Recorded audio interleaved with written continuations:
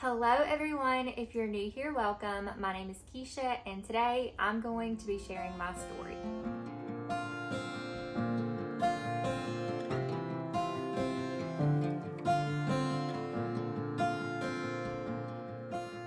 I won't say that it doesn't feel a little strange sitting here without being surrounded by books that I'm about to talk to you guys about. I mean, I am still surrounded by books, but I think you get the point. As you may have heard me mention in some previous videos, I am going to be having a little bit of a shift in my content. I am still going to be posting bookish content. I am still going to be reading an array of different things, but I'm also incorporating some faith content here on my channel. And I know that some of you out there know me a little bit better than others, and I thought what better way to start this journey than to just share my testimony with you all. For those of you that know me, or those of you that may have been watching my videos for a long time, you know that I can be quite the chatty Cathy. So with that being said, I did type out most of what I'm gonna say because I need to keep myself on track at least a little bit, otherwise we'll be here all day. Now that's not to say that I won't take a few tangents in telling my story, but I did kind of want to have something written out. So I do apologize if you don't particularly like to hear somebody like reading off a script. I do feel like because it's my story, I'll have a little bit of a genuine cadence, at least to my voice, but I do want to stick to kind of what my main points are, just so, again, you guys are not here all day. And I know that I've been on this earth for 30 years, but really the past like 10 to 12 years of my life have been the most impactful, and there's a lot packed into all of those years. And I wish that I could sit here and tell you every single detail of my story, because it just brings me so much joy to share my story and what God has done in and through my life, all the experiences I've had, the people I've met, and the ways that I've seen God move. But we're gonna stick with this today, so I'm gonna go ahead and get started. I grew up attending the United Methodist Church with my grandmother. For nearly 15 years of my life, I went to church because it was what I was supposed to do. While I knew the gist of the gospel, it wasn't alive to me. I couldn't see Jesus outside of Sunday, and I honestly don't really feel like I saw much of him then. I was never captivated by the services or the liturgy. Instead, I found church to be wrapped up in rules and politics. The only thing I knew was that I needed to be a good person, and that was about it. My family had good intentions of raising me in in the Christian faith, but I think I was just missing the point during that specific time in my life. As a teenager, my uncle began preaching at a local Southern Baptist church. My mother and I started attending there while my dad was deployed in Iraq. During that time, I became more receptive of the sermons and began to understand who God was and what he had done for me. When I was 15 years old, I gave my life to Jesus, and from that point on, it's been a pretty wild and incredible journey. While at the Baptist church, I became very involved in the youth group, and I also started singing specials. While I've never been the best singer in the room, I've always loved to sing, and I loved getting to usher people into the presence of God through song. Another huge part of my story is that I got to play an instrumental role in my dad coming back to Jesus. So you see, as I mentioned, my dad was deployed in Iraq when my mom and I started going to the Baptist church. And there was one night where they were having a conversation over the webcam where my mom was sharing how excited she was about what God was doing in our family, about going to church, and she couldn't wait for my dad to come back home and go with us. Little did they know, I was listening in on the conversation when I probably should have been in bed, and I heard them arguing. My dad just wasn't up for coming to church when he got home, and I know a lot of times with soldiers being overseas, the last thing you want to do is tell them everything that's going to change when they get home. So my dad just really wasn't having it, and it broke my heart. I ran into the room and I yelled at my dad, and I said I knew that I was going to have to witness to somebody, but I never knew it was going to have to be my daddy. Needless to say, my dad did come home from Iraq, thankfully, and he did end up going to church with us. And I'm so glad to say that he did rededicate his life to Jesus during that time. And I still remember the day my uncle was in the middle of preaching a sermon. Thankfully, he was towards the end of the sermon. And before the altar call even happened, my dad was at the altar praying. My uncle could not get done preaching soon enough to go and pray with my dad. It was a beautiful moment. My dad was raised in the faith as well as my mom, but over time he had just gotten a little bit away from it. And I was so happy to know that I was a part of his journey and coming back to Jesus. And it also just meant a lot to me seeing God work that soon in my faith journey. Eventually, my uncle left the Baptist church and he and my family started a non-denominational church plant. It was here, I would say, that I began to learn about the deeper things of God. At this point, I was out of high school and approaching my early 20s. At the church, I was still singing specials, and I also began teaching children Sunday school. At college, Will, my husband, and I became part of the BCM, or the Baptist Collegiate Ministries, in an effort to grow our faith, connect with other Christians, and share the gospel on campus. We also joined a Bible study group on campus led by some dear friends and spiritual mentors to us. The Bible study ended upon our friend's graduation, and during my sophomore year, I felt like God was calling me to pick up the mantle and start one up again. Eventually, this led into becoming a women's Bible study, and those moments hold some of my favorite memories. Along with the study, I would also take a group of girls to a monthly women's conference called Yada Sisterhood. Yada means to know intimately by experience. This was a conference where there was basically a huge potluck where all of these hundreds of women would just bring food from home, and we would all have a meal together, and then there would be a guest speaker. I got to hear people like Lisa Harper, Kelly Minter, Rebecca Lyons, T.C. Cannon, and many more, and we also had guest worship. These services were some of the most incredible services I'd ever attended. It was really amazing to see so many women from different walks of life, so many different women from different denominations, all coming together to learn and worship the Lord. Also, during our early college days, a local off-campus college ministry started up called the Jesus Movement. Once a month, we would attend some of the best worship services I've attended to date. During this time, we also met a group of friends that we would run alongside to eventually plant a church. In early 2015, I was really into women's ministry, and I really felt like God was reigniting a dream in my heart that I'd had many years ago. I felt called to go deeper into women's ministry, and I really felt this call in my life to become a speaker and an author. At this time, I was currently enrolled in school. I was a Christian studies major, so I was learning a lot about the Lord. Some of it was a little bit more history, but I was running that race. And in April of 2015, I decided that I was going to quit school. I didn't want to finish out the semester, even though it would have only been a few more weeks. I decided I was just going to quit cold turkey and fully pursue God and run alongside Him. So I quit school. I ended up sharing my testimony at a women's conference, and I had a Christian blog also. I don't really remember all of the years that I had it, but it was anywhere from 2 to 4 years on and off that I ran this Christian blog. That summer particularly, I put a lot more investment into it. I had my own website. I was doing a lot through Instagram. Jordan Lee Dooley, if any of you know her, was a huge influence to me. I actually ended up being on the launch team for her first book, Own Your Everyday. So I was very much in that move of whatever I can do to start the stream of fun, I'm gonna do. I have so much love for this girl because she was running with reckless abandon into the arms of the Lord. And I'm not saying that she always heard God right. I did end up going back to school that August, and it did take me 5 years to finish college instead of 4 because of that. But I wanted so much to just be doing all of the things, doing all the ministry things and spreading the gospel. And so sometimes I was a little bit too reckless with that. It's also important for me to note that in early 2015 as well, my husband started to pastor a church. So this was originally an interim pastor position that he was offered as a college student, but the church loved him so much that he is still there today. So every Sunday morning, because we are at a small old country church out in the boonies, we would have church services, but we would also bring some college students there on Wednesday nights to have Bible study. Then God really showed up and showed out in so many other areas of our life. So in March of 2016, the Tent Ministries was born. The Tent Ministries was our church plant. Yes, you heard me right. Some college students in their early 20s literally went out, got a 501c3, and planted a church. This started out being house church, which is still one of my favorite ways to enter into the presence of the Lord and commune with other believers. And even, I think our first service was in the office building that I worked at the time. I had the key, and my boss allowed us to come and meet there because we didn't have anywhere else to meet at first.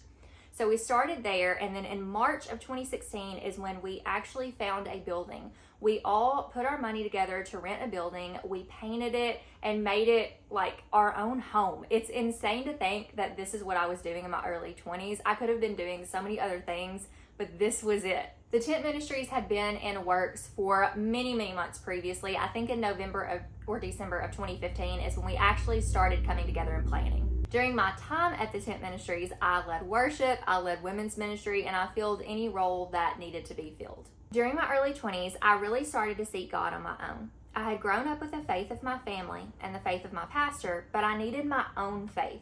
I needed my own relationship with Jesus. I needed to find truth for myself. So I began to dig deeper, study scripture, and ask hard questions.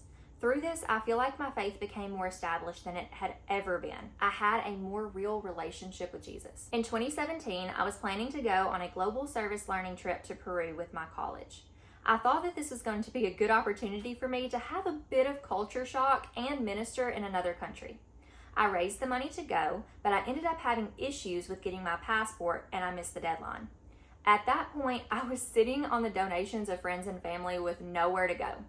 Then I saw an ad for a church in California that was doing a worship school, and I knew that God had something for me there. He had really been opening my eyes up and reigniting my just yearning for being with him and spending time with him in song and in worship.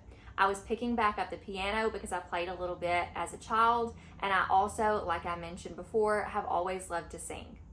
I never thought that I was good enough to lead worship at my church, but I honestly feel like God put me in that position for a reason, to let me know that it wasn't about me, that he was going to work through me regardless. So I ended up asking those who had donated if they minded me using their donations to further my education and pursuit of my ministerial calling in worship. It's important to note here that this whole trip and experience was a big deal for me. For starters, I was going alone, and this was a 2-week-long worship school. I had never been away from my husband for longer than a week in the 4 years that we had been married. I had also never flown before. Oh, and I was also going to be staying in an apartment with complete strangers and attending a church with a massive amount of people that were probably more used to the types of services I was about to go into than I was. I took a huge leap of faith, and it was one of the most life-changing experiences that I've ever had. So while this time in my life was super pivotal and I met God in a way that I had never met him before and grew deeper in a way that I never thought possible, this also began a time in my life where I was going to be transitioning into a new season, and one that I wasn't quite prepared to handle. We had been doing church for a couple of years by this point, and a lot of our college friends had graduated and they were moving on. They weren't staying in the college town that we were in. They were going to try to plant like another branch of our church where they were going, and so we were basically left to run this all on our own. And while we tried to maintain our church through so many of our leaders moving on, it just wasn't in the cards for us. So at the end of 2017, we shut down. The tent ministries was quite literally my baby. I put every bit of myself into this ministry, and I guess you could probably say I lost a little bit of myself in the ministry side of it at some point, because I think we all get caught up in things and doing the stuff and things that don't matter as much as like the sole purpose of why we were here. And looking back today, I know that even though we don't have that church plant anymore, God really did serve a purpose there. He reached so many lives through our obedience to him, and those are some of the best memories that I will ever have. In 2018, my life began to unravel a bit. The Christian community that I'd become so used to had dwindled down, and I felt very alone and unmotivated in my faith. For months, I had tried to maintain on my own. I was reading so many Christian nonfiction books. I was worshiping in private by singing and practicing piano. I was striving so hard for something that I felt like I couldn't attain anymore. I came to the realization that I was struggling with depression and anxiety pretty seriously. I had been known to be a worrier, and I'll just tell you, I get that honest, but this was a whole other level. I found that much of my anxiety came from the job that I was in, so I quit. I had nothing else lined up. I just knew I needed to leave. In hindsight, I do think the job was a huge contributor, but it definitely wasn't the only thing causing my hurt. I didn't know what to do with myself after that. I was holed up in our apartment, stuffing my face with junk food and binging the Tinkerbell movies and bawling my eyes out at every little thing. At one point, I recognized I needed help, so I went to counseling. I had always been skeptical about going because I didn't want to admit that something was wrong with me or for other people to view me as weak. But I later realized that going to counseling is one of the strongest things a person can do. During counseling, I began daily journaling how I felt, and I also started a bullet journal. In my journal, I tracked my daily habits and moods, and I realized that I wasn't as depressed as I thought I was. Over time, I saw improvement and I knew that I needed to get back to work, but I wanted to do it gradually so as not to fall back into a pit. So I started working part-time at the campus library, and thus began the reignition for my love of reading and libraries. It was through all of this that I decided to return to school for my Master's of Science in Library Science, and I also discovered the worlds of Bookstagram and Booktube. I was a viewer for quite some time before I decided that I wanted to join the community. In September of 2019, I joined Bookstagram, and in December of 2019, I started a Booktube channel. What I see now looking back is that I was in a very vulnerable place. I was looking for something to latch onto, and that thing became books. My whole identity for the last 4 years of my life was a booktuber. Every ounce of my free time was spent reading, doing live shows, filming, taking pictures, or planning content. Books and the book community became my life. And quite frankly, they also became an idol. This year, God so graciously pulled me aside and whispered to me that He was still here and that He had more for me than this. In the moment, it seemed so hard. Like, who am I supposed to be without this? What am I going to do? But I trusted the process. I trusted the Lord. And the peace that I have now is quite insane. I have been through a lot of shifts this year in many different areas of my life. I have gone through friendship struggles. I've gone through some health journey things that are still in the works. And I've really just felt called to take a step back and look at my life in a different way. I've only been viewing myself through the lens of a booktuber, and I've put so much of myself and so much of my passion in this.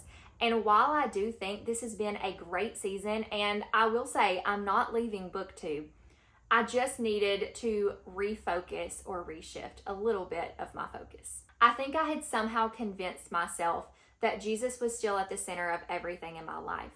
But I think at the end of the day, He really wasn't. I did still think of God. I did still have my moments. But ultimately, He wasn't in every area of my life like He should have been. Now that I've gone through my shift, the amount of peace that I have on the other side is a true testament to the work that God was doing and is continuing to do in my life.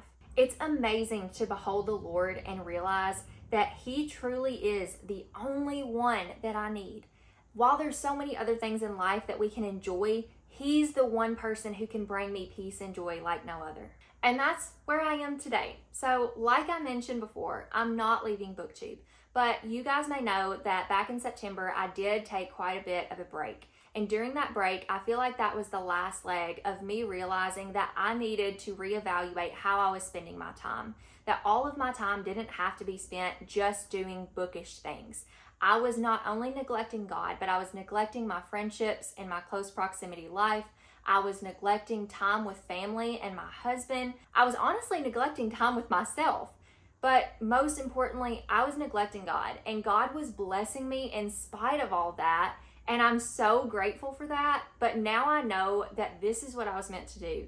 And I don't know. I think it's kind of crazy how I've always just known that I have this huge, fiery, burning passion in my heart. And I did gear it towards one thing for a while. But at the root of it all, it's always been about Jesus. It's always been about sharing the gospel. And I want to make sure that I do that in every area of my life.